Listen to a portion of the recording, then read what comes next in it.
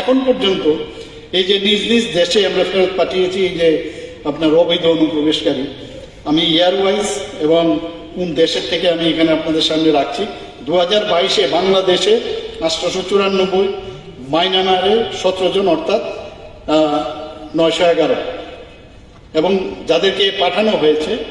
এবং 2023-এ বাংলাদেশের 596, মায়ানমারের 61, 657, এবং 2024-এ 676 বাংলাদেশের, আর মায়ানমারের 14, অর্থাৎ 690, এবং 2025-এ 31শে আগস্ট পর্যন্ত 441, মায়ানমারের 40, বাংলাদেশের 441, অর্থাৎ 481, অর্থাৎ টোটাল 2739 জন এখন পর্যন্ত তাদের যার যার দেশে এখানে পাঠানো হয়েছে। এখন তাদেরকে ডিপোর্ট করার যখন বিষয় দাঁড়ায়, সে কিন্তু আদালতে কিন্তু অনেককে যদি ভিতরে ঢুকে যায় তাদের কিন্তু আদালতে পেশ করতে হয়, এবং তাদের কিন্তু কারাবাসেও থাকতে হয়। এবং সেখানে কারাবাসের পর বিদেশি নাগরিকদের আমাদের সমাজ কল্যাণ ও সমাজ শিক্ষা দপ্তরের অধীনে যে প্রত্যাবর্তনের যে বিষয়, সেটা কিন্তু যাওয়ার আগে, প্রত্যাবর্তন করার আগে সেখানে কিন্তু তাদের ডিটেনশন ক্যাম্পে রাখতে হয়। আমাদের এখানে ডিটেনশন ক্যাম্প যেটা আছে, সেখানে মানে ডিটেনশন ক্যাম্পে রাখার পর তারপর কিন্তু পাঠানো একটা দীর্ঘ সময়, এই যে এতগুলো লোক আমরা পাঠালাম আর বাকি লোক, এই যে অফিসিয়াল প্রসিডিউরের কারণে সমস্যা হয়ে যায়। এর জন্য পুরো 100% কিন্তু হচ্ছে না, কারণ এটা ওই দেশে পাঠাতে হবে, তাদের পোর্টালে আবার দিতে হবে। তো তাতে করে আমাদের যে সাধারণ প্রশাসন আছে রাজ্য সরকারের পলিটিক্যাল, সেখানে ফরেনার রেজিস্ট্রেশন অফিসারের কাছে এই প্রত্যাবর্তনের অর্ডার পাঠানোর জন্য আমরা পাঠাতে হয়, এবং আমরা কিন্তু চিঠিও দিয়েছি। বাংলাদেশের 2023-এর একজন, 2024-এ 38, 2024-এ 38, এবং 2025-এ 27, এবং উগান্ডা একজন, অর্থাৎ টোটাল 28 জন। আমরা 2025-এ 28 জন, 2024-এ 39 জন, এবং 2023-এ 1 জন। এখন এই যে 2রা মে 2025 তারিখে আমাদের স্বরাষ্ট্র মন্ত্রকের যে নির্দেশ, সেখানে বাংলাদেশি নাগরিক রোহিঙ্গাদের ক্ষেত্রে একটা বিদেশি পরিচয় পোর্টাল একটা হয়েছে, এবং সেখানে সেই পোর্টালে বায়োমেট্রিক্সের মাধ্যমে তাদেরকে সেখানে মানে রেজিস্ট্রেশন করতে হয়, এবং তাতে করে পরিচয় সংক্রান্ত বিভিন্ন যে রেকর্ড, সেটা বিএসএফ এর কাছে আমরা দিই, এবং সেইভাবে বিএসএফ সেই কাজটা করেন পাঠানোর বিষয়ে, বিশেষ করে বাংলাদেশিদের। 14 জুন 2025 থেকে 2043 জন যে foreigners identification portal, that is short ফর্মে এফআইপি, তো সেখানে 2025 থেকে 14 জুন 243 জনের সেই পোর্টালে কিন্তু লিপিবদ্ধ হয়েছে, এবং 4 জন বিদেশি, তারা কিন্তু নাবালক, এবং নাবালক হওয়ার কারণে বায়োমেট্রিক্স তাদের ধরা পড়ে না, মিলছে না আমাদেরকে। তো এবং 243 জনের মধ্যে 6 জন মায়ানমারের, 1 জন ক্যামেরুন, এবং 1 জন গিনি, এবং বাকিরা বাংলাদেশি নাগরিক রয়েছে, এবং সেইভাবে এফআইপির মধ্যে রেজিস্ট্রেশন করা হয়েছে। 4 জন যারা নাবালক, তাদের এখন সেটা সম্ভব হয়নি।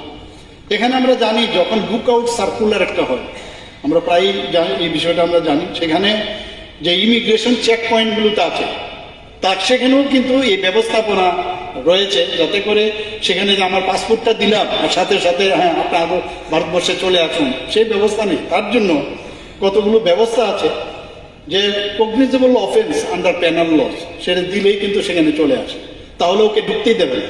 Risk of evasion or non cooperation, economic or strategic interest of India, example bank fraud, visa violation, তাছাড়া court orders or Interpol alert, visa violation in case of foreigners, এই ধরনের কিছু আছে। এবং সিএসপি সেটা, এবং এসপির উপরে তাদের সেই দায়িত্ব দেওয়া হয়েছে। এখানে যে statement of LOC for the year 2023 to 18 September 2025, সেখানে দেওয়া আছে বাংলাদেশের 2023-এ 11, এবং 2024-এ 8, 2025-এ 0, কেউ নেই।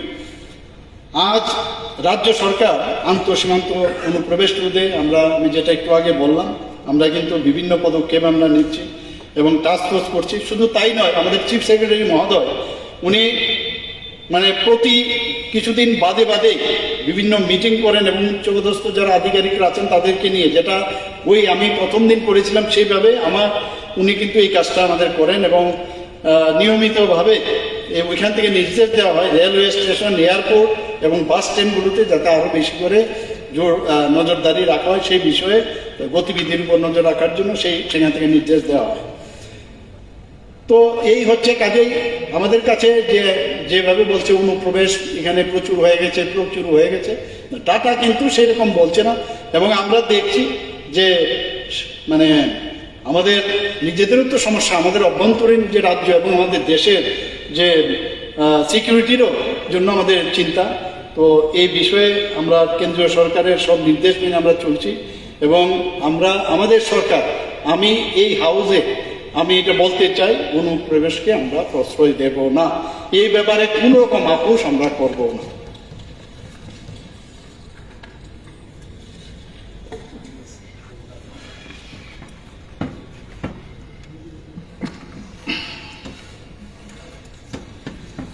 মাননীয় চেয়ারম্যান স্যার, আপনাকে অনেক ধন্যবাদ আমাকে এই কলিং অ্যাটেনশনে বলার জন্য, সুযোগ দেওয়ার জন্য, এবং আপনার মাধ্যমে মাননীয় মুখ্যমন্ত্রী মহোদয়কেও আমি ধন্যবাদ জানাচ্ছি।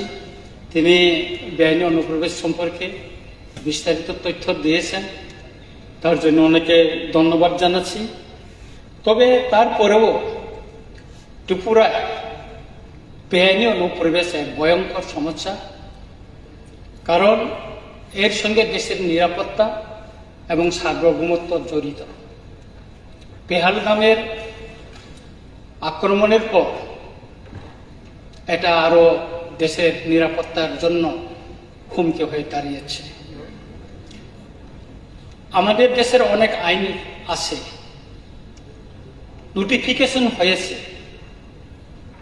কিন্তু সেটা কতটুকু কার্যকরী হয় সেটা যদি আমরা দেখি তাহলে